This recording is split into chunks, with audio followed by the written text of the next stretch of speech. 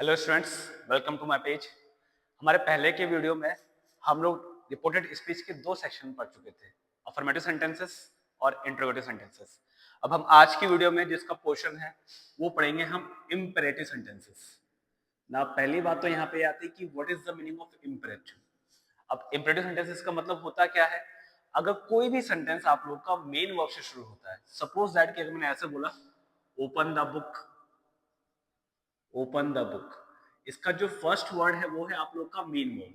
अगर कोई भी सेंटेंस आप लोग का मेन वर्ब से शुरू होता है तो उसको हम लोग कहते हैं इंपेरेटिव सेंटेंसेस। अब इंपेरेटिव सेंटेंसेस को हम लोग कैसे करेंगे, इनके कैसे रूल्स है?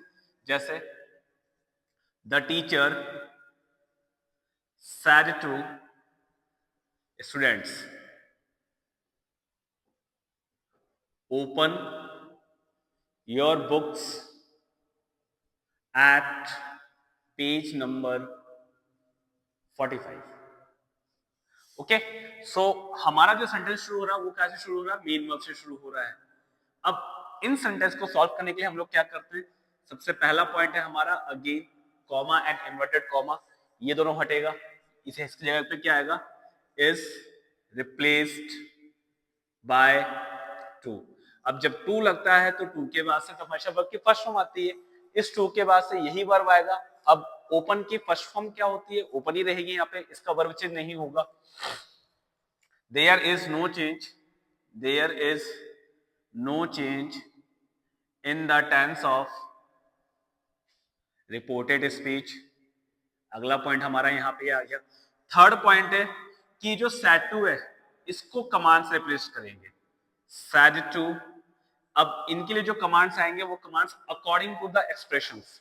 आपका जो रिपोर्टेड स्पीच है इसका जो एक्सप्रेशंस होगा उसके अकॉर्डिंग आएगा, जैसे कि रिक्वेस्टेड, suggested, ordered और एडवाइस।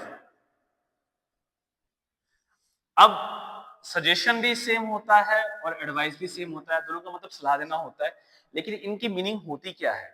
सपोज दैट कोई टीचर होता है या कोई डॉक्टर होता है, अगर वो आप लोगों को कुछ सलाह देता है तो वहां पे आप लोग यूज करोगे advice.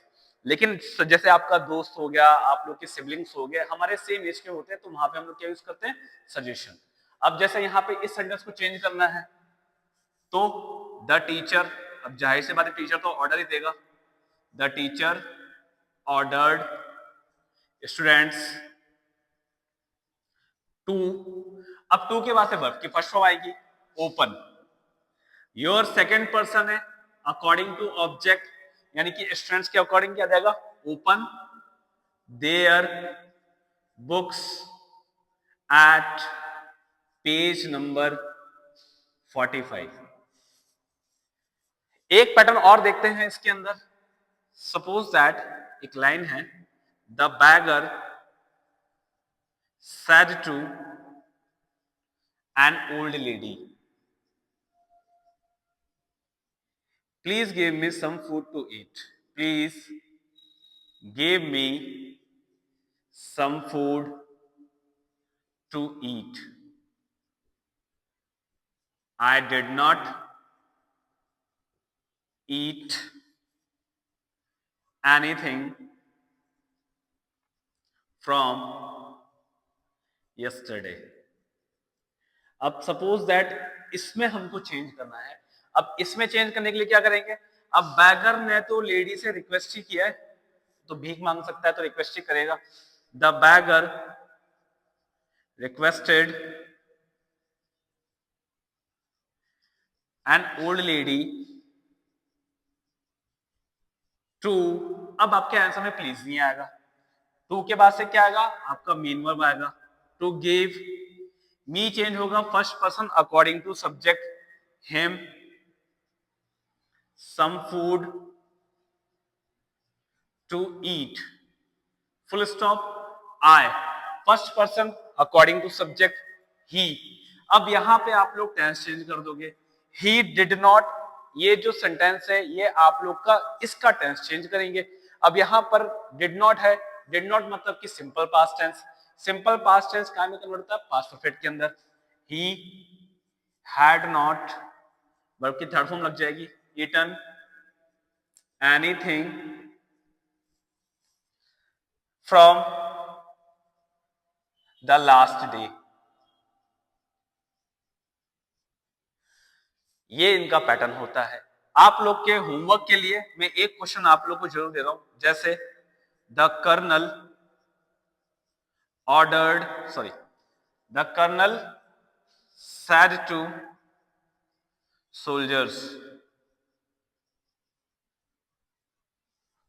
sit down on the floor। इसका सॉल्यूशन आप लोग खुद बना के कमेंट सेक्शन में जरूर मेंशन करेंगे। आप लोग को मेरी वीडियोस कैसी लगती है प्लीज मुझे अपडेट किया करें और जितना ज्यादा हो सके उसको शेयर कर सके। इंपरेटिव के बाद से इसके 2 सेक्शंस और रह जाएंगे, ऑप्टेटिव और एक्सक्लेमेशन, उसका डिस्कशन हम अगली वीडियोस में करेंगे। और उसके बाद से इनके एरर वाले जितने भी क्वेश्चंस जो बोर्ड में पूछे जाते हैं वो सारे क्वेश्चंस का हम लोग डिस्कशन करेंगे। Stay tune on my page, ताकि और इसके बारे में और इस रिलेटेड जितने भी टॉपिक्स हैं सबको मैं आपको एक्सप्लेन करके बताऊंगा। आपके जितने भी फ्रेंड्स हैं, जितने भी जो आपके क्लासमेट्स हैं, उनके साथ भी मेरे वीडियोस को शेयर करें ताकि उनको भी हेल्पफुल मिल सके। Thank you.